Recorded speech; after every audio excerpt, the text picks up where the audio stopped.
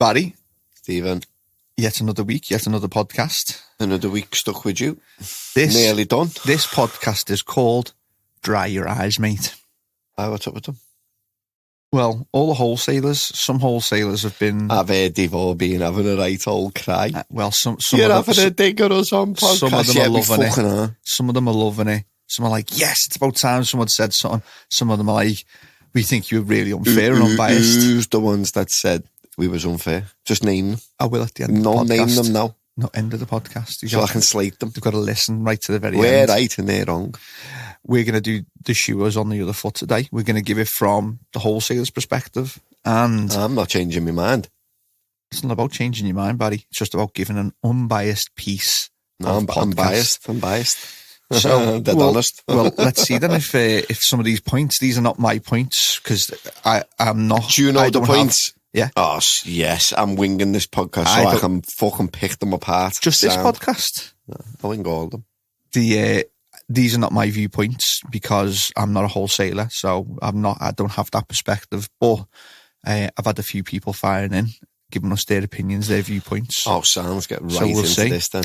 So, dry your eyes, mate. Do you like the streets? No, not my cup of tea, like.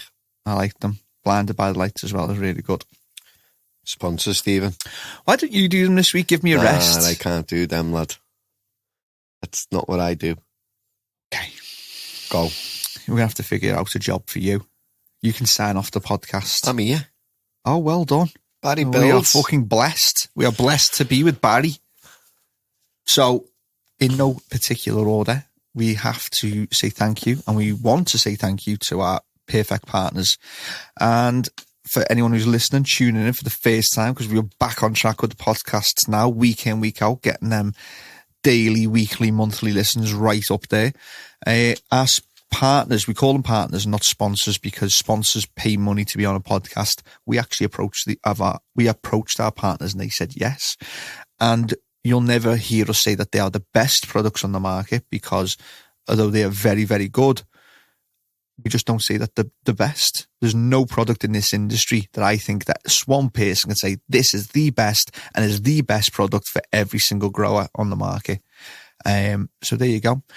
And why we should potentially invest, why you should buy, if you're listening, you're a grower, some of these products, is because these companies support us with the podcast, and they don't support us so that we can ram their sales down your throats. It's because they like the content that we do, they like the information that we give, and they feel that it's really important to educate the end user, and this is a great podcast to do so. So thank you very much to all of our partners. Yeah, man. So if you are a liquid nutrient grower and you're a beginner, or even if you've been going for a while, you'll be on CANNA. And Barry, I think it's really rude that you pick your phone up as I'm talking. You're doing Put your phone down. You're doing the sponsors. Put your phone down. I'm putting it on silent. I should do the same. Just before I talk about you put that how on lovely silent? CANNA are. No, you just clicked then as well. So put your phone down, Yeah, because I can't concentrate. Go on. Barry. Yeah, I know. It's me potting up plants. Barry. I can't bear you. Thank you. Honest to God. I know the sponsors. I don't have to listen to this bit. It's rude to be on your phone. Come on, mate. Barry, no manners. Get comfortable. Participate. Throw in something if you feel it's relevant. You can shout out the website at the end. Oh, it's all right. Mix it up a little You've bit. got the voice for Mix it radio. up. So, CANNA Nutrients on Instagram at canna.uk.official. Follow them. Check out what they're up to. Check out what they're doing. And go onto their website, which is... CANNA. What's that? Underscore? That's a dash. A dash. CANNA-UK.com. CANNA-UK.com. See, I'm no good at this. This Don't is like... be doing the trick of where the missus will say, wash the dishes, and you do a shit job, so she doesn't ask you to do them again. I know you can fucking read. Come on, then. You read all the fucking DIY manuals and the Ford manuals for your car, don't you? It's not a Ford. Shows how much fucking you take note. I didn't see your current car, but the Ford manual, what do they call it? Begins with a H. Haynes manual, yeah. Come on. His Bible. Next up, we have... Haynes doesn't sponsor this podcast, mate. Crack on. AutoPot do. Yeah. AutoPot_global and AutoPot cultivation consultancy. No electricity. Fantastic in this Gravity. era when electricity cost a fucking earth. Gravity fed. Got a system for literally every grower, from propagation to small pots to big pots. They've got everything you need. What's the website, Barry? It's autopot.co.uk. Next up, we have SANlight. They are on Instagram, SANlight_LED and SANlight UK. They are LED Austrian efficiency. Some of the best LEDs absolutely on the market. No, I'm the just top gonna seller in stop our you. shop. The best. The best. They might not be. No, they are. They might not be for I'm some telling you. type of grower. They might not be. No, mate. If it's some type of grower, it's because he hasn't used it. They're the best. Carry on, anyway. I think they're the best people. The best LED I manufacturer. I think they are rank the best on a lot of things. But as a general rule, I don't say anyone's the best. SANlight, we've given them the Instagram, SANlight_LED, SANlight UK. Where did you go and find more information? Online. At SANlight.com. Fantastic. You're doing well, Barry. Extraction, intake, fans, filters. We have Can Filter. Erwin_Can Filters and canfilters.nl. Everything you need for controlling your air intake, outtake, filtration, everything you need to keep your room nice and air movementy. Yeah, I like that word. Air movementy. What's the website? The website is canfilters.nl. Well read. If you don't want to grow in a room, bricks and mortar and black and white on the walls, you go for a tent. And we have BudBox on Instagram at BudBox Grow Tents. In the industry for 20 years, do the light versions, do the premium versions, white lined, silver lined, Custom. Whether they're still doing it at the minute, we have to check, don't we, because of restrictions and all that. But they used to do custom tents, and they will be doing custom tents again in the future. But we have to check on that. And a fantastic team as well. What's the website for people to go and check out more? It is budboxgrowtents.com. Then we have the global superstars at Gavita. On Instagram at Gavita International and Gavita North America. If you want to find out more about the plethora of lighting facilities you can get from Gavita, what website do you go to? Gavita.com. Gavita.com. And last but by no means least, where do you get the written version of what we talk about on podcast from all the fantastic writers across the world? Garden Culture. On Instagram, Garden Culture Magazine. And their website is gardenculturemagazine.com. And they are our perfect partners. Thank you very much. We love you all. And now, Coach C, we're going to take a break. I'm going to have a little puff of my sour apple CBD pen, and we'll see you after the break. All good? Ready to go? Turn my voice up a little bit. Oh, God, for everyone watching, the whole family. Are you ready to go? Are you built to be in the house that I built, in the booth that I built? I know people tune in every Sunday to listen, but even when business is good, we still manage to do the podcast.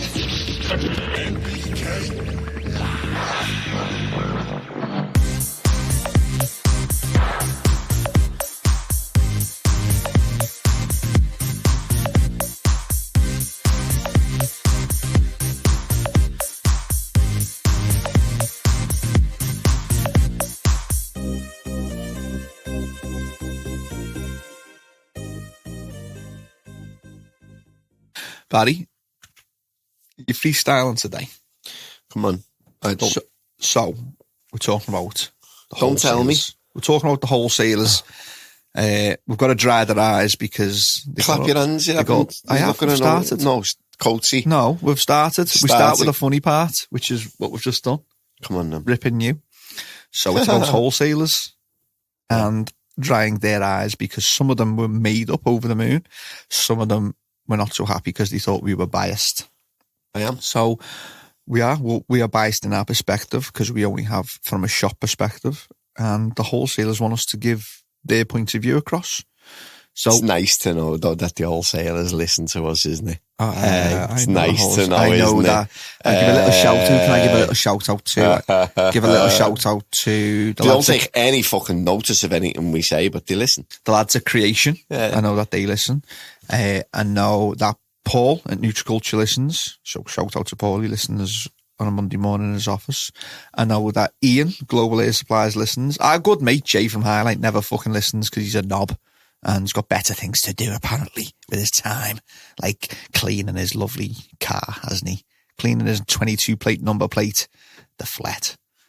What else? Who else can we give a shout out to? If Jay listened, I wouldn't take the piss out of him, but because he doesn't listen, I feel like I can get away with me. I don't know. Who else are we going to get? I think Gareth for Highlight does listen every now and again now. Yeah. I wonder if Alex Edens listens to the podcast. Who's been crying anyway? I'll tell you at the end of the podcast. No, I want to know now, so I I'm can not fucking telling help you them. now. I'm not telling you now. I'll tell you at the end. What have they been saying then? Come on, let's go. So, all fair points from their perspective, and we're going to go through it. Brief me what they've been crying about. So, it was just biased. Why do the shops get to have their moan and have their gripes? Like, the wholesalers stopped taking cash and left us in the shit. The wholesalers, I can't even remember what we spoke about. Selling on Amazon. Selling on Amazon, eBay. selling on eBay, selling direct. Why does the wholesalers taking all the shit when the shops do equally? Did you shitty say when they things? rang up that ship rolls downhill? No, I didn't. That's what you should have said. I'll get you on the phone for next time. Anonymous guest number 2. Please take your seat. We have an audience tonight. Close that door. It's a good job. He looks like he's got a right fucking cob on as well, doesn't he? Hey, look at him. Come on, sit down. Sit down. Fucking cob on. So we can crack on. Actually, you know where this anonymous guest number 2 will probably have something to say about this podcast. So, Let's just see I've got if me he, phone. let's just see if he butts in when I'm helling the fucking life He out of won't it. butt in. But what he will do is he'll send me a message on WhatsApp with any points that you want to make. Are you happy with that? Oh, look, Not he's in his happy as a head. pig in shit now. Look at him. Yeah. Look, I've never seen him smile so much. He's got his chocolate donuts. Right, let's crack on. So, for the benefit of our guests, this is about wholesalers and the fact that they're not happy about the Amazon eBay podcast that we did because they thought it was unbiased, or they thought it was biased and unfair. So let's kick things off, Barry. Here's point number 1. Is it fair for shops to become their own suppliers? Mini wholesalers buying direct off Alibaba, going direct to China and buying products, bringing them into the UK in containers and selling so that they can maximise their profits. Is it fair for shops to now cut out wholesalers? I've got to think about it. I'd say You can tell this is real because I haven't told Barry any of these questions, so the long extended pauses is because he's actually thinking. I'd say no, it's not fair, but I see why they do it. To explain more. So you can be on the shop side, and I'll try my best to be on the wholesaler I side. see it We're going to as- play a role. if they're making small margins, and if they're making small margins on a product that they're importing themselves, which they're making a bigger margin on, then I can see why they do it, yeah. So why are they making small margins? Is it because the wholesalers have got big margins on it and aren't budging on the prices and bending the shop over backwards? So bear in mind, everyone, I am the wholesaler perspective. These are not my actual points of view. I'm being devil's advocate here. So I'm going to reply back to Barry. No, that isn't true, because as wholesalers, there are several wholesalers in the UK. Yeah. And so a lot of us sell the same things. Yeah. So we have to be competitive on price, because if wholesaler A was selling for 60% profit margin, wholesaler B would sell at 50, so they get more custom, and then wholesaler A has to drop down and it becomes competitive. So So would that's be a my answer battle to that. between the wholesalers, but then that battle still continues between the shops. So even though the wholesaler A is making 60, wholesaler B is making 50, wholesaler C is making 40, that then is that race to the bottom, so to say.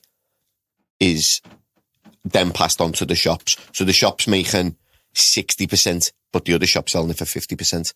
And profit. then the other shop selling it drop for 40. So everything that the wholesalers go through, the shops go through the exact same thing. But the shops go through it on a much bigger scale. It's not. It's a race to the bottom. They don't go through it on a big scale. They go through it on the same scale as what we do. Why? Because they're ordering containers full. No, because let's say there's let's give some shout outs. Let's not say anonymous wholesalers. How can you say let's just no, because you're going to change the point. No, let's just talk about a product. No, let's talk about it. You're saying you're going to go off on a tangent. Saying one wholesaler sells it for 60%, then the other wholesaler starts selling it for 50%, then the other wholesaler starts selling it for 40%. Yeah. And then the shops do the same. Yeah. But shops don't sell as much as the wholesaler. So when we talk about the wholesaler selling, if he's being reduced from 60% profit to 30% profit, but he's selling big quantity, lad. The shop isn't selling big quantity, is he? So the shop's not making as much as the wholesalers making, and do you know what I mean, at the end? Yeah, but the shops have got it tougher. Because the shops have got it tougher. Because the race to the bottom with the shops is, once you're on that race to the bottom, there's no way of stopping it. You've got, there was a figure bandied around 500 grow shops in the UK. So the race to the bottom, once that race starts in little areas, whether it's Liverpool, Manchester, Scotland, wherever, it's impossible to stop. The wholesalers have on their side, and this is where I was going to start off from before, you have your highlights, your Nutricultures, your Global Air Supplies, your Creation, your Maxi, your Growth Tech, your Nutriculture, your Edens, your Hydro Gardens. I now sort of don't want to miss anybody out. No, but we know all of them. Go on. Let's say there's 10 wholesalers there. Now, Icon International, one of my favourites, and Century as well. Thank you very much, anonymous guest too, for getting me out the shit there. They're two of my favourites as well. So what the wholesalers do, to a general degree, is go, look, not all wholesalers sell the same product. Now, let's say it's a nutrient, and 3 wholesalers will get together and go, look, I know we're supposed to make 60%, but you're selling at 50 and you're selling at 40. We can't carry on competing with each other, because we'll end up making 5% profit and it'll just be shit. Yeah. Those wholesalers can talk as a group of 3 and just say, look, let's stick to this price. We're the only ones selling it, so let's stick to that price. Exactly. And that's what wholesalers can do, because there's not that many. So the wholesalers have got it. Shops can't do that. Shops can't do that. So that means that the shops are worse off then, doesn't it? Yeah. Yes, they are. Because they keep their margin, but them 10 wholesalers, or let's say them 3 wholesalers who all sell the same product, let's just put it to a name so it's easier. Let's say it was BudBox. Let's just say that. Let's just say it was BudBox. And there's 3 wholesalers who sell it. They've had a bit of a race where they've started off with 60% on it. Now they're all agreeing, because they've had a bit of a battle over it. They're all agreeing to make 35%. That's then set in stone for them 3 wholesalers, because they're the only ones out of the 10 who distribute it. Yeah. But that doesn't stop on the shops, because shops are all over the country. There's 500. There's not a communication platform between the shops where we all set it in stone. It's not. There's too many shops, so it's too vast. So that product then is a race to the bottom for us. Yeah. Do you know what I mean? So the shops have got it. To come back to the point, which is shops become their own suppliers, because, as you said, the profit margins are just dwindling. If they're bringing in their own products, then at least they can maintain. Yeah. They can sell for what they would make for 10% off the wholesaler. They can maybe make 40, 50% direct from China. What they should make is, so here's the next point. If shops can become their own suppliers and mini wholesalers. No, shops will never become their own mini wholesalers and suppliers. What they'll do is they'll pick certain things.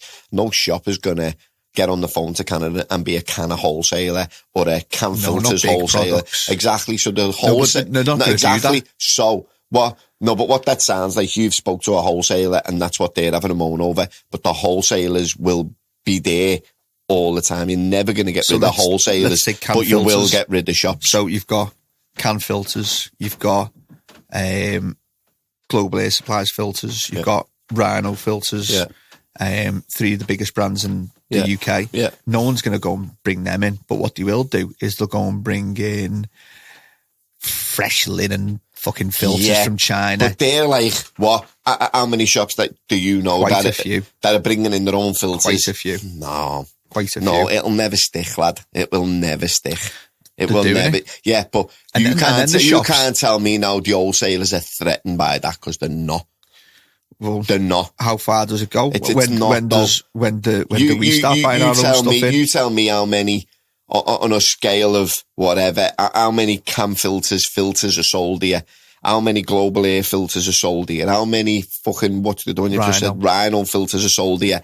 Whatever shops are importing their own filters doesn't even make a fucking dent on them quantities. What they're doing doesn't make a dent. I'm telling you now, if any wholesaler out there is threatened by someone who's importing filters and selling them, then you need to give your fucking head a wobble, mate, because I'm telling you now, even if 5 shops in the UK started importing their own filters, it would not make How many a dent. shops? Let's say 5. I reckon there's well more than that. Importing their own filters? Yeah. Nah, it hasn't even made. Anonymous guest too. Give me a flash of fingers how many shops you think import their own filters. Dead roughly. And give 15, a thumbs up. 5 to 10. 5 just to on 10. filters. Wait, yeah, just on filters. Me a thumbs up or a thumbs down. Do you think that's even making a fucking dent in a major brand like CAN, Global Air, Rhino? It's not, is it? That's not a threat for any filter company to even, or wholesaler to even worry about them 5 shops that are importing filters, is it? So there it is. There isn't making a fucking dent. So there's no threat at all. If one shop wants to, if 5 shops in the UK now want to import filters, they're only selling them in their own shop. It isn't making a fucking dent in anything. And whoever buys them filters must be fucking mad. The one thing in your room that can punish you is your filter. So whoever wants to buy them, let them fucking buy them. Do you know what I mean? Because anyone with a bit of nose wouldn't buy a fucking no-name. Are you saying Ching Wang fucking filter, would they? Are you saying that it's all right for shops to become mini wholesalers? But they're not coming mini wholesalers, are they? No, but the shops that do tend to do this won't just be buying filters. No, I'm not naming shops that do this. Buying in filters, buying in ducting, buying in all of the metalwork. But see, buying in. I know what you're saying. So I'm not going to get into it now. So flip it. So if it's all right to shops to become their own suppliers and try and bring in their own nutrients, make their own nutrients. Like shops are literally making their own nutrients, putting labels on them, putting them out there. Is it all right for the wholesaler to go direct to the customer? For the shops to make their own nutrients, then I think shops have got a bit more about them and are on the front line and know what people want. So for shops to make their own nutrients, yeah, man, good on you. You're on the front line. You know what gets sold most. You know what people want. You know what people need. Wholesalers don't. All the wholesalers selling is what anyone sort of gives them. Do you know what I mean? So, yeah. So, lad, if any wholesaler out there feels threatened by a fucking shop importing their own stuff, go and give your fucking head a bang. No, I don't think they feel ththreatened. No, I think but even to bring that up as an argument is like fucking ridiculous. The reason that they're bringing it up is if it's all right for shops to import and potentially sub-distribute to a few people, or to import and sell it in the shops, is it all right now for the wholesaler to sell direct to end users if they wanted to? No. Why not? Because it's not. Give me a reason. Because it's not. Because it's fucking wrong. Why is it wrong for a wholesaler to sell direct, but it's not wrong for a supply? No, you're talking about 2 different things. You're talking about a shop. No, you're talking about 2 different things. You're talking about a shop importing its own products. Yeah. And now you're talking about a wholesaler distributing to every end user across the market. Every end user. Just on every product. Yeah. That one shop imports, let's just say he imports 10 ducting and filters. That's what he's selling to his customers. Yeah. So all right. It's all right to say, oh, you sell your own ducting, filters and tents. What you import yourself, yeah. The shit, everyone knows the shit, they're going to fall to bits. People who buy them probably will never buy them again from you, you know what I mean? They're a one-off fucking job. But it's all right for the wholesalers to use that to say, oh, well, you import your own ducting, your own tents and your own shitty filters and you sell them to your customers. So what we'll do is we'll put every product now out of 10,000 products in a warehouse all on eBay and Amazon. because we can do that because you import 3 things, No, which is shit. eBay and don't and even make a dent on the sales of our filters or anything like that. Oh, mate, eBay and Amazon is separate.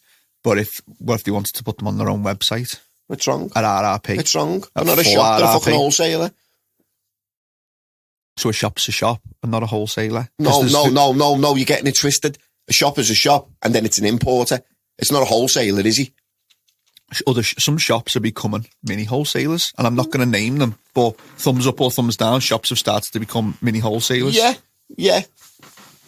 But so if they're selling to other shops, when I say mini wholesaler, I mean they are bringing products in and distributing to maybe 5 or 10 of their mates around the country. Yeah. All right then. So see the products that they're bringing in, they're getting them cheap. Yeah, and let's move on to tents, because I've had a notification to say there's probably about 30 to 50 shops importing tents, and that is taking market share. It's going to happen, isn't it? If there's no money in the tents, if there's no margins in the wholesalers' fucking tents, then why not do it?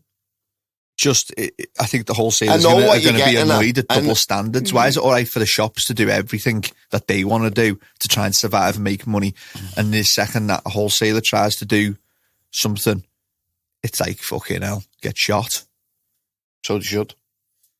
Bear in mind, if anyone's just tuning in, these are not my opinions. I'm being devil's advocate on behalf of... You sound like you're part of an wholesale company. I know.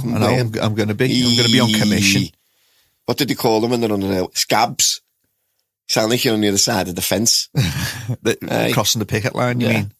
So that's that. So what should wholesalers do? Should if these mini wholesalers or people buying products in, should they stop supplying those shops?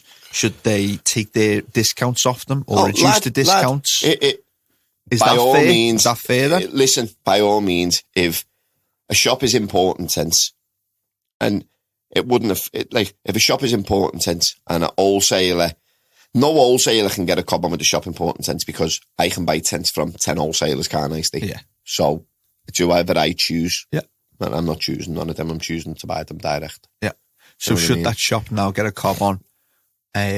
If, let's just say as an example, everyone knows that as the shop highlights our main wholesaler, and they're also good friends, and they sell BudBox tents to one of our partners. So if I him now to the shop and say, we're not selling you as a shop, no more. We start importing our own tents, and Highlight go, yeah, absolutely fine. However, you cannot get tents off us anymore. Yeah. That just is. Should we get a cob on, or what's your perspective on that? Because the shop would then go, Highlight, that's fucking hard. Highlight wouldn't do that though.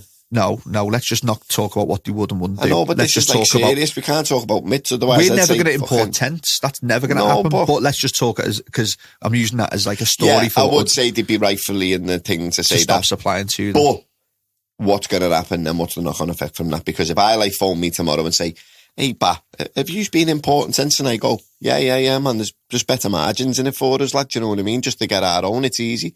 And they said, all right, then we're not going to sell you no more tents again. I'd say, all right, then what we'll do now is we'll shut the account down and I'll start shopping everywhere else. So it's not going to happen, is it?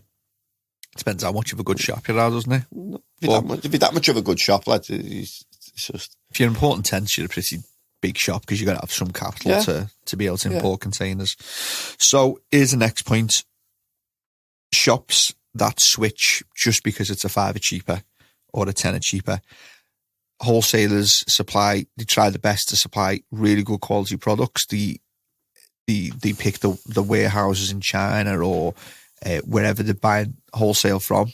Good places in those countries, good quality products, cost a little bit more, market them, get them out there, and then you can get them $5 cheaper.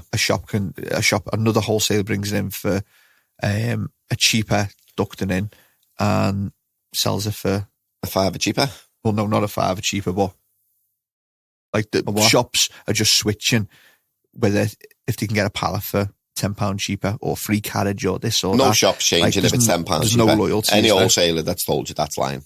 No shop's changing for a pallet of ducting, lad, that's £10 cheaper. Maybe the actual ducting is £10 a piece cheaper, which then I would change. Which then I wouldn't change. What I'd do is highlight our main supplier of everything, near enough 90%. So what I would do then is I would phone Highlight and say, look, I can get that from them. I don't want to, but you're going to have to match the price because I'm buying 50 pieces of ducting and it's £10 a piece cheaper off them, lad. I'm saving £500. You've got to do what you've got to do. Should shops have any amount of loyalty to wholesalers? And this is a two-pronged question, because whatever your answer is, I'm going to ask the same question as, should wholesalers have loyalty to shops? Like, we as a shop, we do cry about having, well, not we don't, but if I know that there's a big thing about exclusivity. That used to be a massive thing 2 or 3 years ago. Like, I want exclusivity for this product, but they won't buy enough. And then when they don't buy enough, they have to, the wholesaler has to sell to other shops because they want to sell more of their products. So my first question is, should there be more loyalty to wholesalers? Should there be, yeah. I've got loyalty to wholesalers, and like I've just said, going back to the ducting one, if someone rings me and says to me, "Bah, we've got an offer on ducting, Jay, what do you like for ducting?" I go, "Yeah, I do need ducting." And they say, "Yeah, it's £10 a piece." And I already get it off SANlight for £20 a piece, then I am going to phone SANlight, and it's nothing against SANlight, but I'm going to phone SANlight and say, "Look, I'm about to buy, I don't know, let's just call it acoustic ducting. And he's doing me for this, mate. Do you know what I mean? That's how much he's willing to sell me it. Look, lad, it's fucking £500 on the pallet I'm saving. Do you know what I mean? Like, match it. I know SANlight would do everything in their power to match that price. And if they can't move at all, I know they wouldn't have a problem with me buying it from him, because it's understandable. Do you know what I mean? So is it right then for shops to have this whole exclusivity thing? I think we did an exclusivity podcast where exclusivities do not work. They don't. So is it fair for a shop to get a cover on because wholesalers won't give exclusivities? They don't work, but they do a little bit in a way where, like, how can I put it? If you walked into the AutoPot Summer Social and you're a brand new person and you've got a brand new tent, yeah, they're laughing at. Just because AutoPot played a blinder there by having the AutoPot Summer Social for the first 5 years, and for me it'll forever be known as the AutoPot Summer Social. Yeah, just because everyone will know what I'm talking about. Yeah. But if someone walks into there with a brand new tent and goes, yeah, all 10 wholesale, all the shops, yeah, you can all have it. No one really wants it. Where if it is a good product, a proper good product, and he gives it to 100 shops out of the 500 in certain areas who are willing to back him and willing to spend money and get the tents in stock and give them a good push, then the shops have had a good, even if he leaves it with them for 18 months and they have a good push on it, they make good money out of it. It drags custom into their shops because the person wants that tent, but when he's there, he sees the shop and he buys other products off them. It's down to that shop owner then that when the exclusivity is gone on that product, he's treated them that well, and they've seen his shop that it's a good shop with good knowledge, good products in there, irrelevant from that one, that he should be able to then keep that customer. It shouldn't be a tent that keeps that customer coming back. It should be the shop that keeps that customer coming back. So, yeah, I do agree that exclusivity works, and I think the person who gets on board with it first is the good person in the shop. A good shop will get on board first and go, yeah, do you know what? Though. I like your shop. I like your product. Do you know what I mean? And I'm going to back it. I think that's a boss product. I'm going to take it on. The exclusivity is never going to stay there forever. And everyone who comes around and says about it always tells them, look, you can have it first for the first 18 months. Then it's that shop's duty and the person who owns the tent duty and all the other people who have got the exclusivity's duty. It is sort of like it's them that's got to market it. And I understand shops think, I've marketed that for fucking 18 months and now look, every cunt's got it. No, mate, you've had 18 months worth of fucking new custom. That even when the tent goes to the shop fucking 4 mile down the road, you should have done well enough with that customer that he doesn't want to go to the shop down the road and buy it for £10 cheaper. He wants to buy it from your shop because he knows you've got good knowledge and other good products. I don't think that point's ever been made before. There it is. Exclusivity works. It's your job to keep that customer. He's made up with himself, aren't you? Look at him. Someone clap. Have a round of applause. Because that's the right thing, isn't it? Well, that's like, I don't think that point's ever been, even when we did the exclusivity, that's one thing that I don't think anyone's ever mentioned, is that Shops are saying, I want exclusivity and I don't want any other shop to get it. So my customers come in, just come to me. And you make the very valid point of, if they come to the NPK shop, we don't sell stuff for dirt cheap because we're not dickheads that come to work to earn a $5 a day. We sell products for what they should be fucking sold at. But what we do is try and treat every customer like the kings and queens, give them the best advice, teach them whatever they want to do, save them money where we can. And so, if you've got an exclusivity for, you don't tend to have exclusivities for 18 months. It's between 3 and 6 months that you have the exclusivity. But you've got 3 to 6 months there for everyone who comes to your shop who's new to go a little bit over the top with them, make them a cup of coffee, talk to them about the products. And pretty much the same for wholesalers. If a wholesaler is going to get a product in, like the wholesalers listening know that if it's good product, it's going to get copied, or they're going to find someone who's a bit similar and get that product in. So it's same for wholesalers. If you've been out there, found a product, brought it to the UK market, and every shop's going to come to you, now you've got the chance to upsell on the other products that you've got, treat them really well, give them free carriage, whatever wholesalers need to do. And then the shop would be like, well, yeah, I love that product, and I just get into a repetitive pattern and a habit. So I think we've broken the exclusivity. Does work thing there. It works for that. It's never worked as in, like, there's other manufacturers that have tried exclusivities, told the shops that they'll keep it, you have it, that's it, and then a year later gone, you're not really doing very well with the sales, and we'll have to give it to somebody else. No shop's ever going to get exclusivity forever, mate. And if they did, the person who's giving them it is bad business at the start, because why would you now make an LED light and say, oh yeah, I'm only giving it to 100 shops and that's it, no one else is getting it? You're just losing market share, aren't you? Yeah. Because in the time them 100 shops have done half well with it, the other 400 shops have got the newer LED coming out, haven't they? Yeah. And they're all pushing that, but it's only your 100 shops that are pushing yours. So you be a dickhead. So one of the other things is, it's same sort of thread, is why should wholesalers have loyalty when shops don't? But do you feel like we've covered that with, there is no loyalty when we're just looking at pennies and pounds, but basically you need to build relationships, and that doesn't mean fucking at Christmas time that you send shops 15 plasma fucking 42-inch tellies.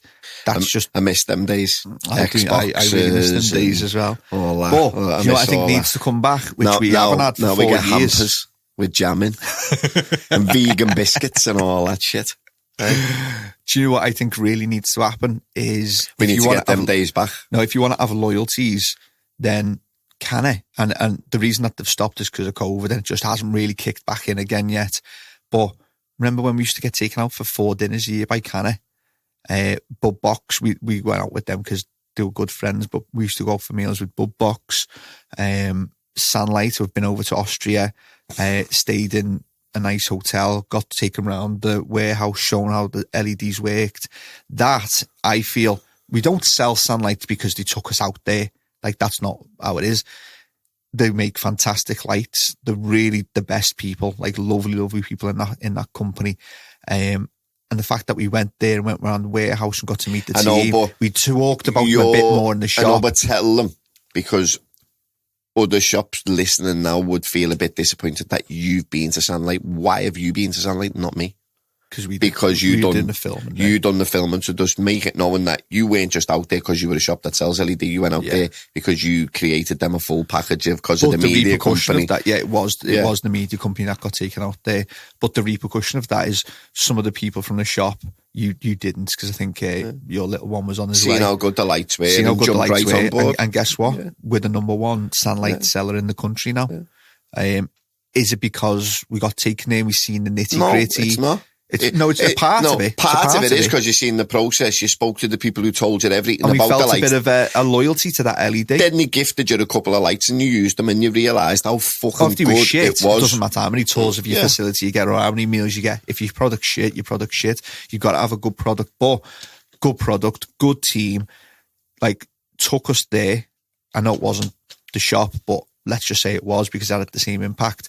Look at what impacts that has had now. We talk about other LEDs in the shop because we're not biased. No, we but do give other options for people, but sell LEDs because they took us there. They sell their LEDs because they work. but they get mentioned. Anytime an LED, someone says, what LED should they get? SANlight always gets mentioned. Why though?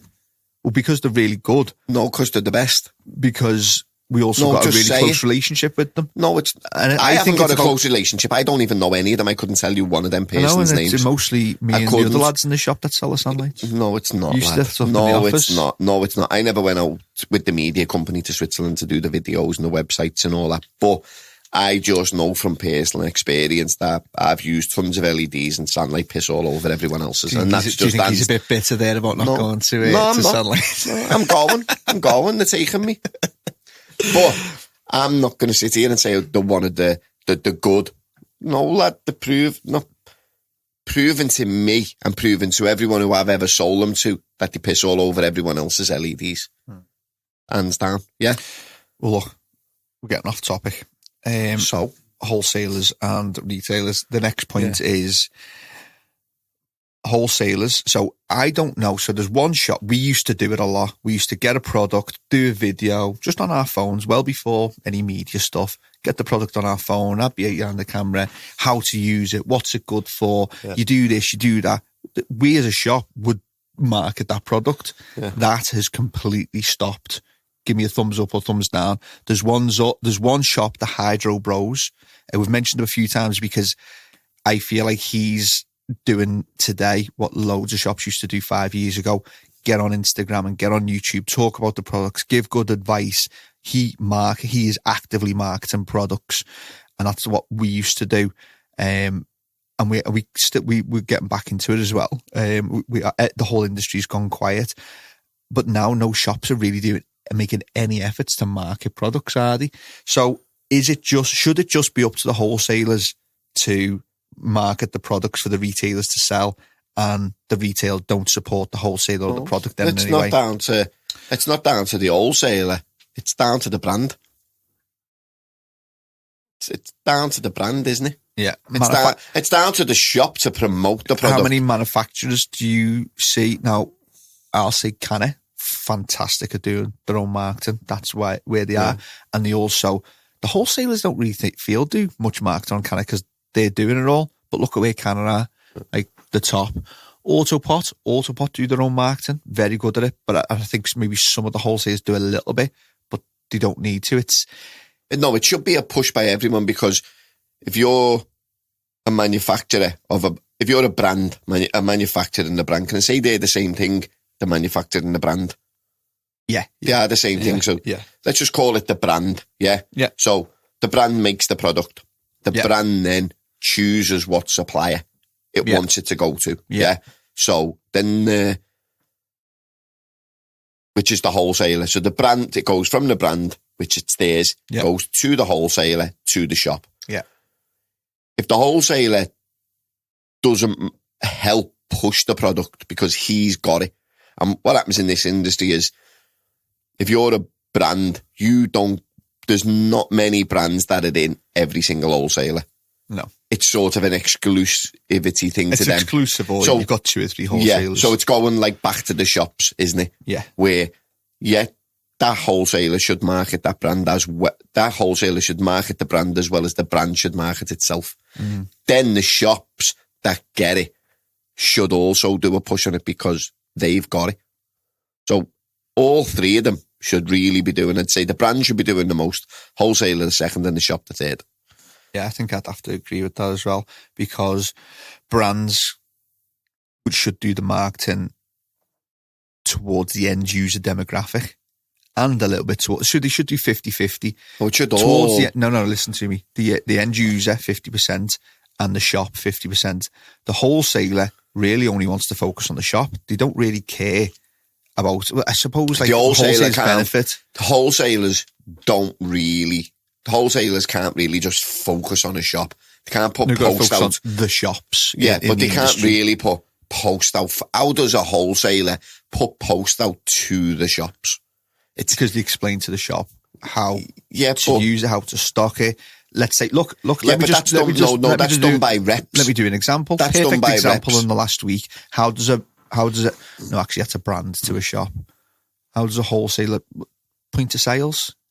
Give the shop the best opportunity to sell as much as possible. So, leaflet dispensers, whatever they need to do to get the shop, like point of sale is a brilliant. Go and do shop days. If a wholesaler gets a brand new product in, which they're lucky to get, then it's not the brand's lucky to get the wholesaler, it's the wholesaler's lucky to get the brand. Yeah. That's how I look at that. Do you agree? Up for debate. Then, because if it's a small brand and a massive wholesaler, I know plenty of small brands that are over the moon when they get into highlight. Yeah. So every rep then who works for the wholesaler should be doing a little push on it, as well as pushing everything else in the shops. When they're visiting the shops, should be doing a push on it. Yeah. Do you know what I mean? Should we compare our industry to every other industry, or should we look at ourselves as a cottage industry? Totally different. So if it comes totally up that different. Every other industry on the planet, the manufacturers market their product and the wholesalers. So I'll give you an example. Dyson is sort of Dyson as in the Hoover. Dyson are the brand, the manufacturer. They do all of their marketing. John Lewis could be seen as the wholesaler. Yeah, and they just sell it. And they sell it on, because John Lewis have got, it's a bit hard, isn't it? But John Lewis will have it in their catalogue and on their website, and it could be as a main thing when you go on their website that it's at the very top in a banner. Mm. So they're marketing for aren't they? Yeah. Yeah. But that's sort of one of the points that I'm also on there. All three should promote the brand. If a new product comes into our shop, I promote it because I want to sell it. Yeah. Bottom line. The brand should promote it because the brand should promote it because it's their fucking product. If you make a product, should promote it because they get more sales, and the shop should promote it a little bit because just go to the nitty gritty of it. Like everyone in the chain should, if it's a good product, the brand want to sell it and make money. The wholesaler wants to sell it and make money, and the shop wants to sell it and make money, and the end user wants to use it to better himself. So what we've just spoke about is the ideal world. We all want to make money from it, so all out promote it. So here's where it's not ideal. And this is where having a single brand with a single wholesaler with a collection of shops, it would definitely work for. But this is the reality now, isn't it? Brilliant brand. They sell to 2 or 3 wholesalers. One wholesaler does the majority of the marketing, and most people buy from it. The only way for the other wholesalers to compete is to sell for a little bit cheaper. And let the other wholesaler do all the marketing. But then that should be something where the 3 wholesalers, before they even get it. So if there's a new product out, let's call it a fan. There's a new fan out, yeah. And them 3 people already sell the brand, and the new fan comes to market. And that should be then a discussion between them 3 wholesalers, because they know they're getting it, to say, look, what's the marketing budget? What are you spending? Yeah, that's what you're spending. That's what you're spending. That's what we're all spending, yeah. Because we're not spending 50 grand promoting that product, and you spend 10 and he doesn't spend a penny, and he undersells it to everyone. But then that should be a thing for the actual brand then to turn around. No, not even to know that if that brand gives that to them, and it's down to the wholesaler to spend 20 grand promoting that product, then that wholesaler should then have to produce where the 20 grand's being spent to the brand, and whoever hasn't spent that 20 grand needs to spend it, otherwise you're losing the fucking product, mate, because you're not here for a free ride. Yeah. They're spending the money, you're not. So you've lost it. So now it's only them 2 wholesalers. And if it's them 2 wholesalers, it's not going to drop the shares of the brand, because everyone's just got to go to them then. Do you know what I mean? Is that, give me a thumbs up or thumbs down, it seems like, I know price fixing is illegal, so it can't be done, but would that be allowed to be done? Could you take it off somebody because they're not committed to spending money to market it? So yeah, you're on a but surely there's a contract today, isn't he? Surely there's a contract that can be put into place. So let's just say anything. Like 3 wholesalers sell a certain brand, but then come fucking A has only spent 5 grand on promoting it. What did you just call somebody A? Cunt A is only spending 5 grand and selling it for tenner cheaper than everyone cheaper else. than the others who have spent, both of them have spent 20 grand. Yeah. Then, no, mate, you don't get it. You don't get it. Or you get it, but it's not at the discounted rate as the other two wholesalers. You're not willing to put money in, so you're now being charged £12 an item. The other two are getting it for £9 an item because you're not willing to promote it. So they are. So they get it a lot cheaper than what you get it, and it still balances out the books or something like that. Do you know what I mean? Yeah. So there's another notification that's come through. Ford But then- market the cars. Garages who sell them market their service and price, and that's how it should be. What do you mean? That's a notification that comes. What do you I'm mean just reading now. servicing? Like, so Ford Yeah. market their cars. It's Ford who has all the budget for all the fancy adverts and that. Yeah. Then Ford have garages, don't they? Ford courts. But Ford there's no... garages. And it's up to them, to those garages, to market their service and the price. And that's how it should be. That's a notification that's come through for someone who's listening in. Elaborate. So some wholesalers should sell their services more than the products and have an expected service level. And that's why you go to that. So it comes back to loyalty and relationships. It comes back to loyalty and relationships, but Yeah. And brands should market the products. It's complicated. So let's move on to some of the other points. That's a discussion that them three wholesalers need to have with the brand. Yeah. Simple as that, isn't it? I just don't think there's enough open, candid conversations between manufacturers and brands, because manufacturers and wholesalers, because they are the people, the manufacturers and the wholesalers who can keep a bit more of a tight leash on the industry. I'll be honest, I'll probably make some enemies saying this. So They're within the shops, and there's 500 of them, so there's a lot of fucking enemies. it's nothing to do with me. So See- if you're going to fuck them, do it at AutoPot. No, but there is some absolute arseholes in this industry who run shops. But there's absolute arseholes who run wholesalers, lad. No, but there's only 10 of them. Let's just say there's 10 people who run wholesalers. That's very few, and they're not all arseholes. But some of them are. But if you've got... How many of them are arseholes? If you've got... How many of them? Who? How many wholesalers are arseholes? 20%. 20%. Go on then, yeah, carry on. How many shops are arseholes? 20%. If there was 20%... There you go, it's the same dance. That's 100 exact. shops. That doesn't matter. That's 100 I know, but you're shops. looking at things on a scale, I'm mate. not, because You are. wholesalers can talk to each other. 20% of shops are debate. arseholes and 20% Wholesalers are of multi-million holes. pound businesses. They're run by people who know how to run businesses. They're run by smart people. Yeah. Hands down. Whether it's Hydro Garden, Alex at Eden, who we've had a bit of a what's the name with, selling Eden and selling Amazon and eBay. What you can't say about them is that they're idiots. They're very smart, switched on people. Every single one of them, whether we like them or we don't. Who are we talking about, Alex at Eden? Every owner of a Greed. wholesaler Greed. is an intelligent person. They can run a good business. However, there's some shops who I just don't know how they're fucking still surviving, because they're taking a product, and I know some of the prices that they sell them for. They're buying in a product from a wholesaler and they're selling it for that cheap. They're not taking into account like the VAT that they've got to put on. They're not taking into account the extra corporation tax from the profits that they're going to make. They're not taking into account loads of different things. And you think, how are you selling that for that cheap?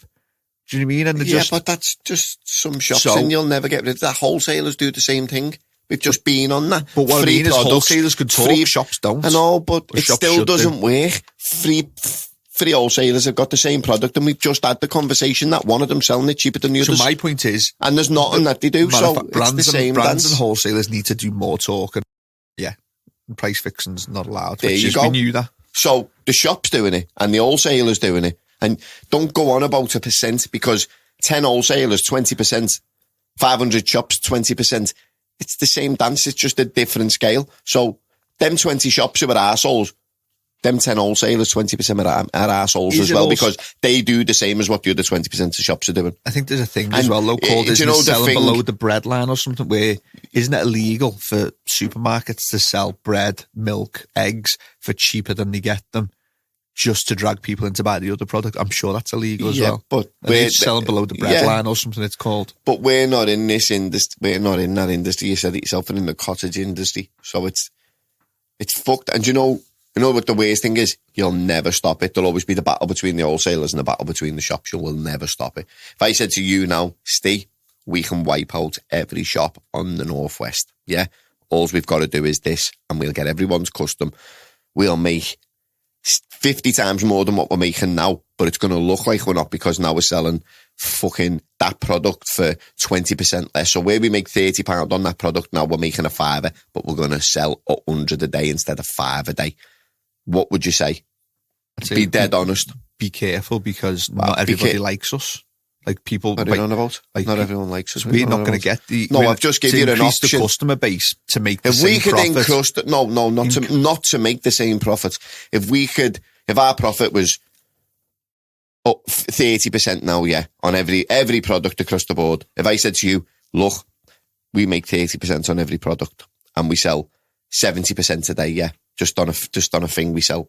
Let's just say the turnover 70 a day. Let's just say let's say the turnover in the shop was £1,000 a day, and we make 30% on every product, and we make £1,000 a day. If I said to you now, I can wipe out every shop in the Northwest, lad. All we need to do, and it will work. It's going to work. Yeah. Okay. We need to sell everything for 10%, and we'll wipe every other shop out. But then we'll make 20 grand a day. What would you say?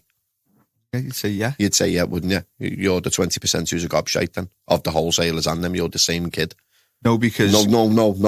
What I'd say to you you're is, the same kid. No, because what I'm saying is you haven't listened to me. No. What I'm saying is there's certain shops out there that are selling products. Forget them and shops losing that I've money just on them. asked you.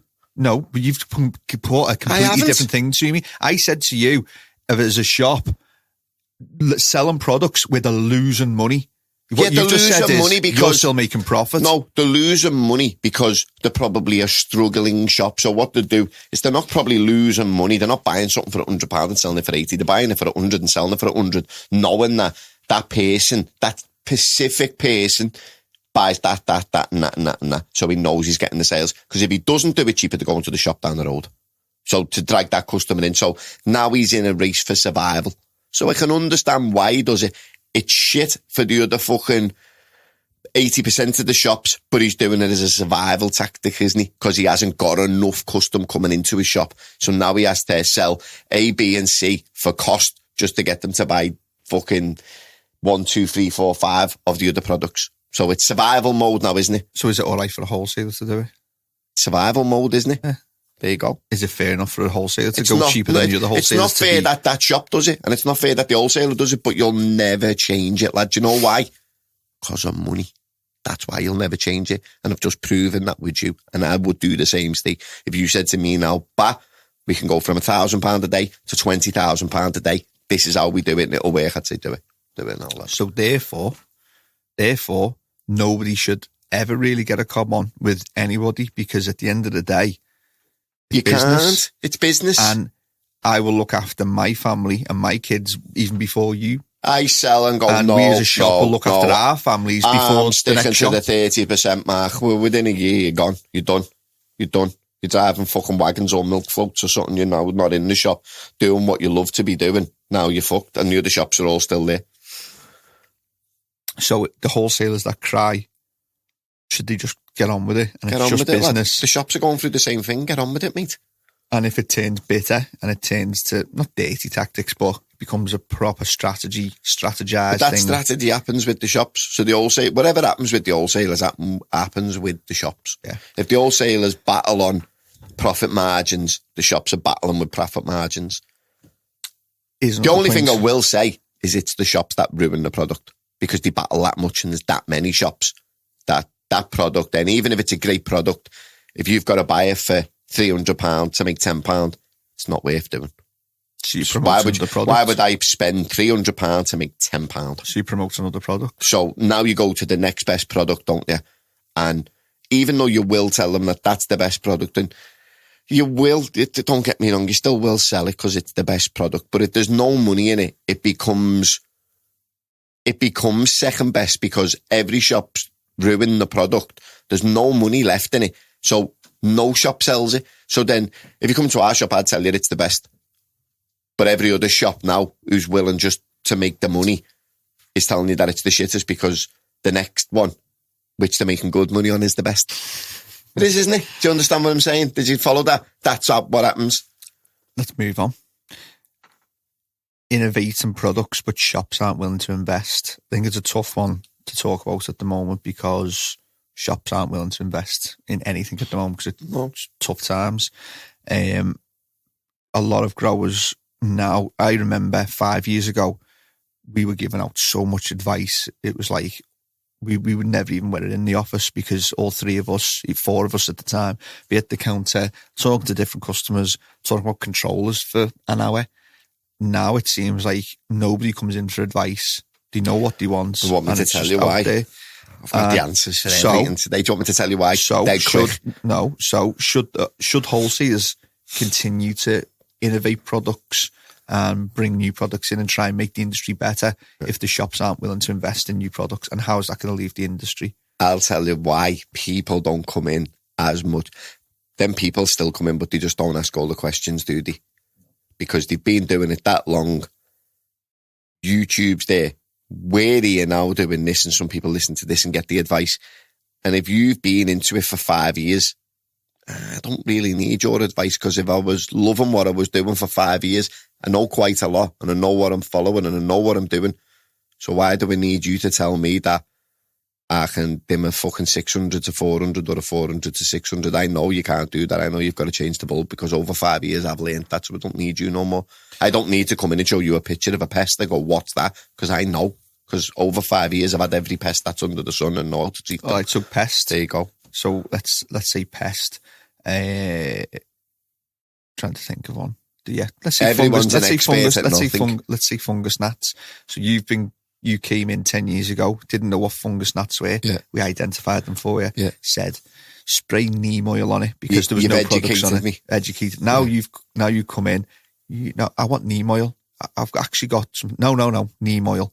I feel like that's where it is. I feel like the industry moves forward. It's been a bit stagnant for the last 18 months, but maybe that's why. Mm-hmm. But neem oil's not as good now. Yeah, we've now got tanlin. Yeah, I know what you're saying, but then There's what happens? Always new and better products. Yeah, but people just seems like they're a bit stuck in the ways now. Yeah, but the only time that they change the way, and it goes back to the magnetic and the digital, is there was a thing, wasn't there, where it just all of a sudden it changed, and that's because because magnetics become cheaper. And when you went in the shop and went, I want a magnet. No, digitals become cheap. When you went in the shop and said magnetic, they go, yeah, they are. I've got them. And you went back the next time and you went to 1.5 and I might have only got 2, but I've got them digitals. I've got tons of digitals because they're just as cheap. No, don't want them. I'm used to magnetics. Soon enough, you're going to go into every shop because your local shop didn't sell magnetics no more. And you're going to go to the next shop and realise, Nelly doesn't sell them. It's a 5 shops and can't get a magnetic. They're all trying to sell me digitals. Soon enough, you're pushed into digital. Yeah. So when that person comes in for neem oil and you won't sell him it because there's a new product, what he's got to do is research on this, because now he thinks he knows everything. Because 3 years ago we started and had the problem in using neem oil, and he's used neem oil right the way through. When he goes to the next shop and they go, neem oil, nah, mate, don't sell it. Got this, don't. He shows you the same product as what the last man showed you in the last shop. Then you go down the shop. You go down the shops though, don't you? And before you think, that kid in the first shop where I am making neem oil stuff and shit. There's a new product out here. So neem oil still works, but there's a better product out there now, and you can't get neem oil no more, and you've been pushed into the new product, and when you use it, you realise it works, and you'll ask for that until the next one comes out. It's as simple as that. So, is something that maybe we need to think about the more? Next one coming, keep them coming. Like I said, I'm winging this. So is the next sort of thing that maybe shops need to think about? All shops make decent profit margins when a product first enters the market. So that should encourage shops to be more innovative, looking at the garden culture magazines to see the product spotlights, talking to the wholesalers, talking to the manufacturers, getting on the new products early. Because I remember when digital dimmable ballasts you used to buy them for £130. And I know the price came down, but there's a point where that switch happened.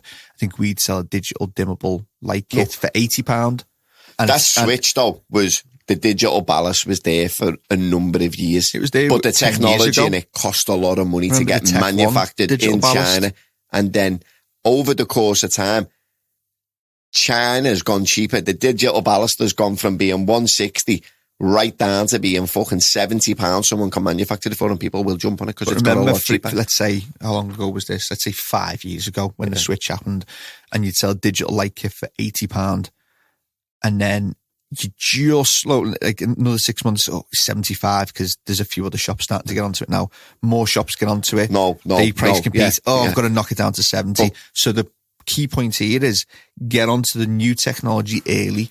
Make your money while you can. But you're called an early adopter. Yeah, see the way before everyone else gets onto it. See the way you said that though. Yeah, and they went from £80 to 6 months later being 75 to being 6 months after that 70. But that's the shops. That was happening in the wholesalers, lad. That a wholesaler brought it in and we made a small profit margin at £80. The next wholesaler realised he had them and they got them even cheaper and shittier and sold them for that much. So then that other shop who buying them could sell them cheaper than what you were selling yours for, and then I just think it happens a bit quicker with the shops. I think wholesalers tend to maintain their profit margins longer than the shops do. I guarantee you now, if when you a wholesaler, I think I'm if a wholesaler come out right now with a brand spanking new ballast, let's do a light, and it was sold to the shops for a £10. Yeah. Another wholesaler is getting a grip of that light because that wholesaler who's selling the digital light pack for £10 is going to iron every other wholesaler out. So them other wholesalers have got to do the work now to find out what it is, strip it down and go and get it made themselves and sell it for £9. What I'm saying, which is right, is if you're an early adopter of a technology, you are going to make you're going to make more profits early days because you're an early adopter. And then as on every more and more product that's in the shop, it only makes good money for a certain amount of time and then it depletes. And then the more you sell it, the more people talk about it, the more they'll start to market it, more shops get onto it. The more copies get made. The cheaper you've got to sell it. I'm saying copies, they're not copies, just other wholesalers making their own versions of that to outweigh that other wholesaler's one. Yeah. Every product's got that, hasn't it? Wholesalers selling to a non-hydroponic retail space, is that okay? Yeah, as long as it doesn't damage store business. What's that mean?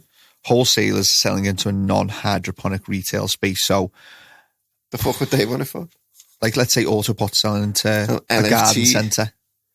That wouldn't bother me. Bother me? Because it's not, like, our customers don't. It is our industry, really, isn't it? Yeah, you have to text it to me because you're speaking. Can I say that?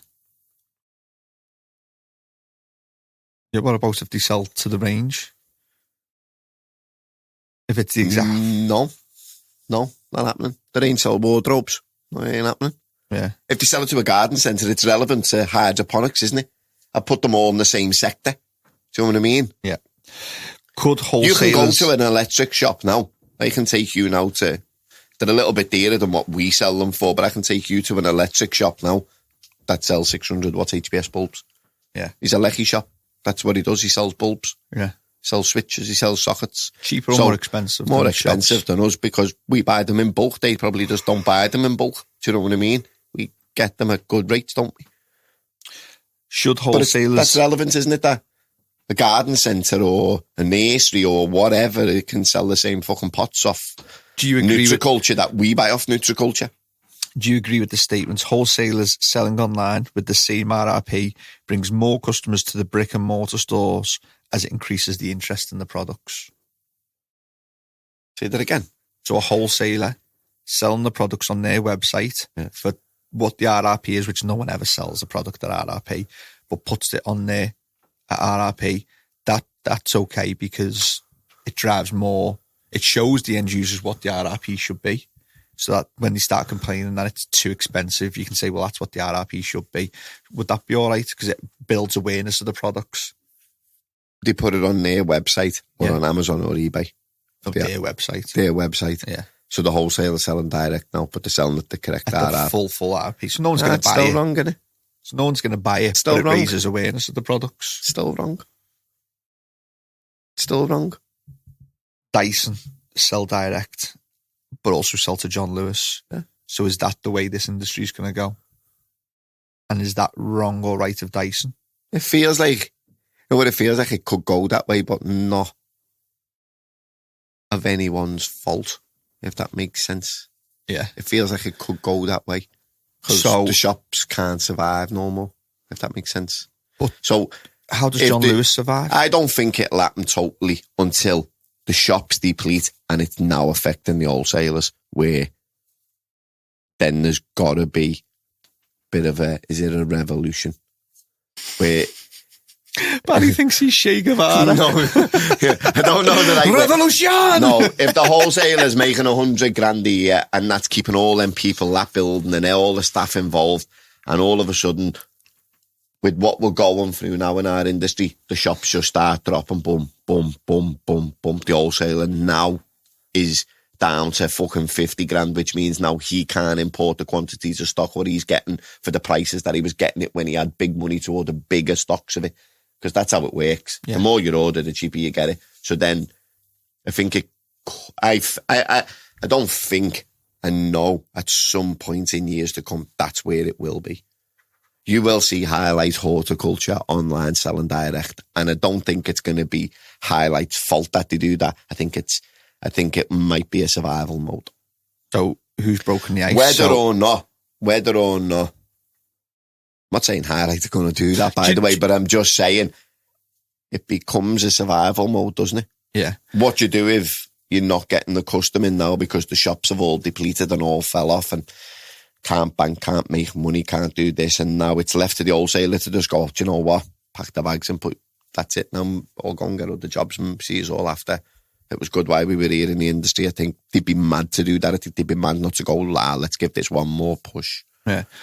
So it works in other industries. So I couldn't blame a wholesaler for doing it. But at this present moment in time, I can and I will. How does it work in other industries? Because I don't think there's very few industries where there's a very well-known brand that sells just to a wholesaler. The wholesaler will sell to a shop and the shop will send to an end user. So there's brand to wholesaler is one, wholesaler to shop is two, shop to customer is three. Name me another industry that's like that, 3 points of sale contact. What do you mean?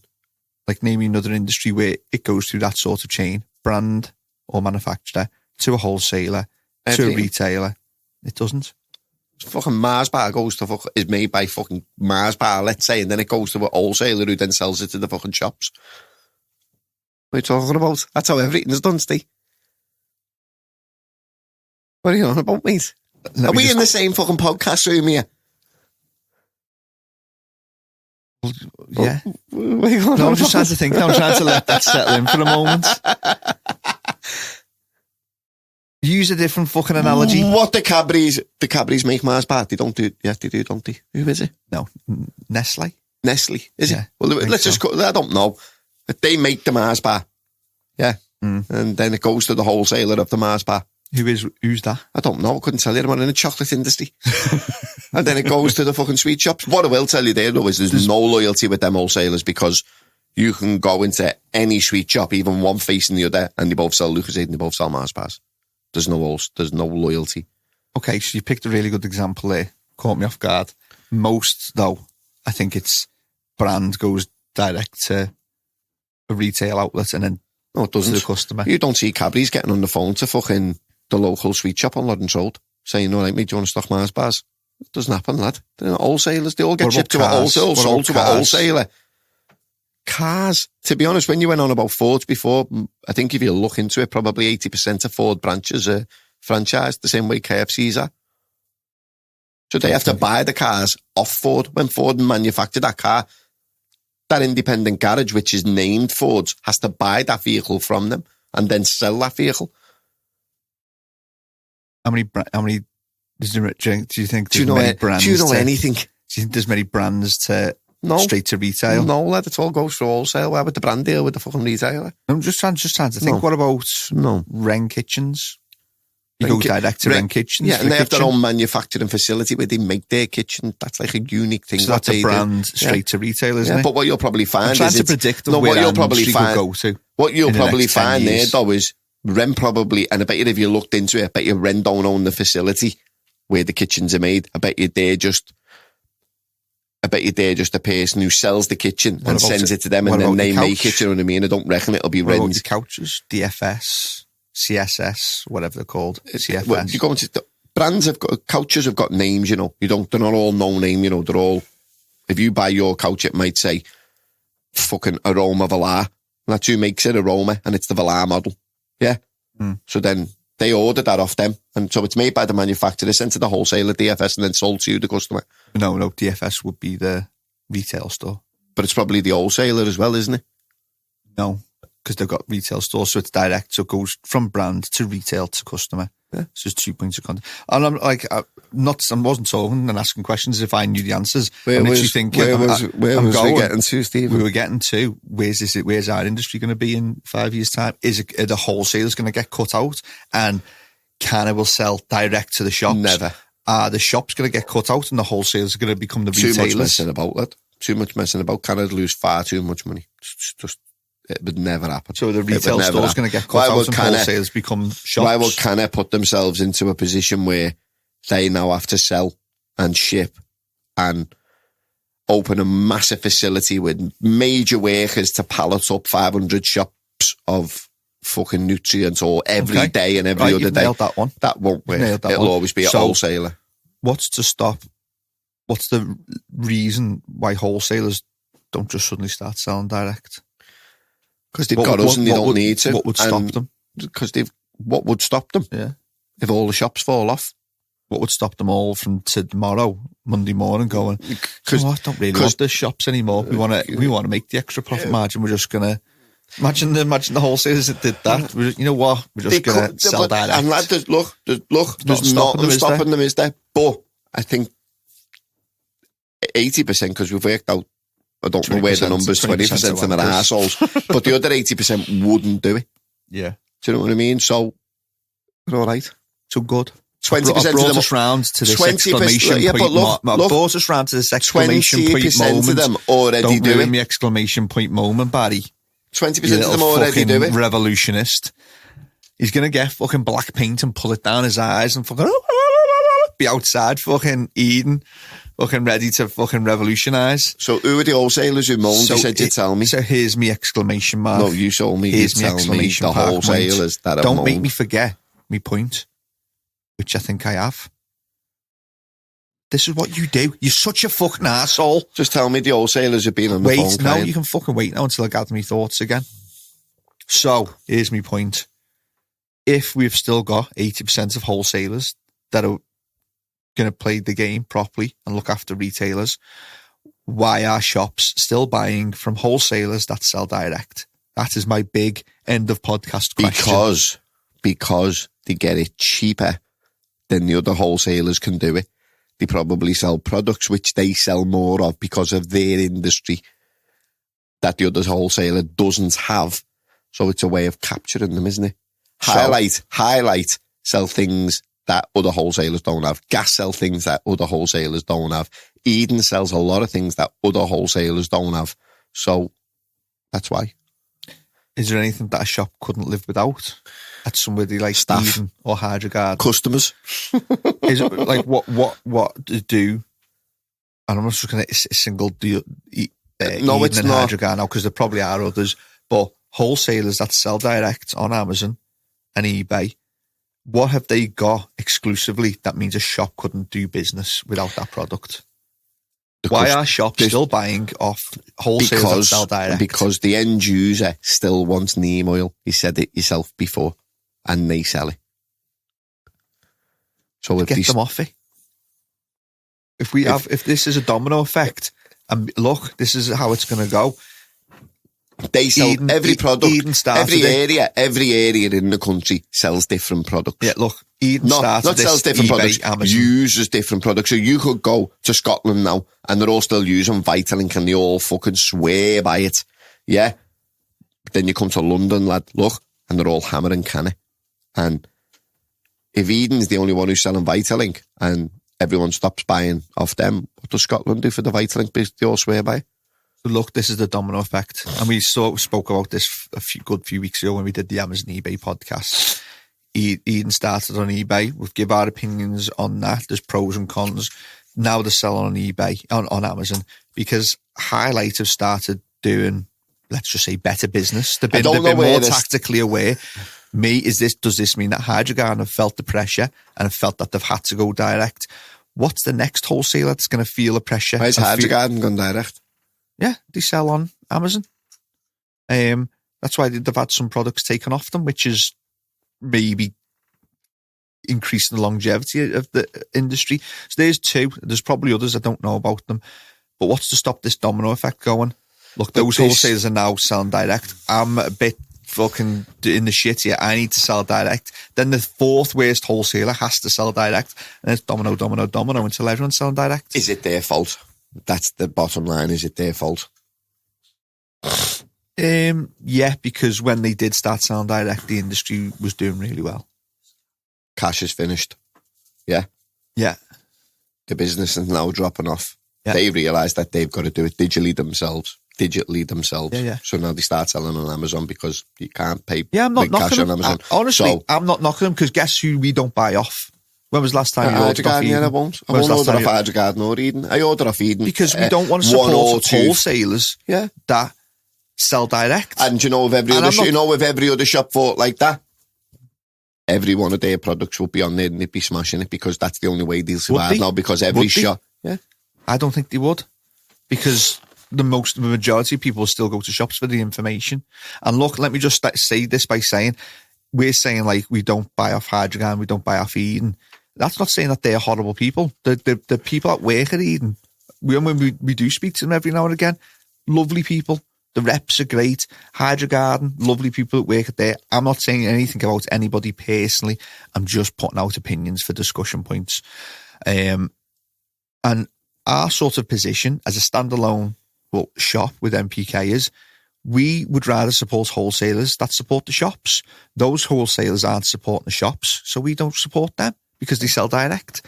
And that's just the way it is. So I'm not, but to those wholesalers that sell direct, it's business. You do what you need to do, but don't fucking expect the shops to support you as well. Yeah, won't happen. And just wait and just expect it to happen.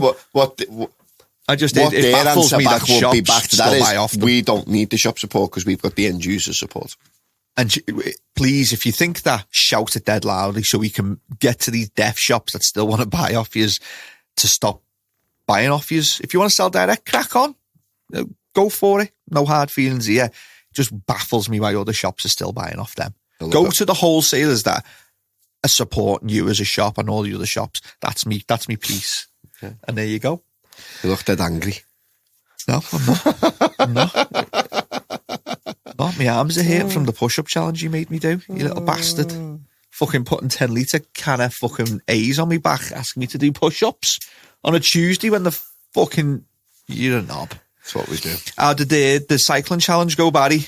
Shit, we didn't do it, did we? Why didn't we do it, Barry? Oh, I just fell off. You fell off. It's on the Coniston challenge. Do I win by default? Tell them about the Coniston challenge. Do I win by default? No.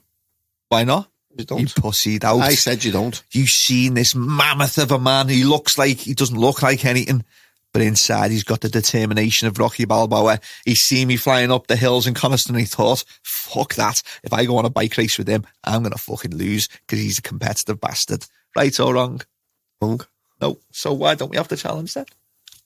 Shut up, mate. Tuesday? Why don't we challenge yourself why about don't we what do you're the talking 30 mile about? on Tuesday? You lost yourself before on the podcast. I'm gathering my thoughts. Fucking gathering your thoughts. Not like freelance like you. Manufacturers selling Cadbury's chocolate. Tell you what, Barry. Tell you what, you fucking knobhead. Why don't you just do the next podcast and I'll sit here. You didn't even know what you were going to say then. And you can ask me the questions. I'll ask you the questions. Fucking coming here, sat down with your fucking porno shorts on, expecting me to do everything. Hey, who does he think he fucking is? So, I won the cycling challenge. I beat Coniston. I smashed it. Great for you. Barry crawled his way up like a little slug. Walked up most of the hill on his bike. Walked up most of the hill on his bike. And I think on that note, we'll call it a day because I walked up most of the hill on my bike. You walked up most of the hill with your bike, didn't you? We ended it here. Yeah. I mean, you go outside and have a fucking right thump up. You couldn't catch me, mate. You'd run out of breath. Yeah, right. If I did catch you, you'd know about it. And anyway, don't be chasing me in your fucking porno shorts. Well, stick it in a bit. To that.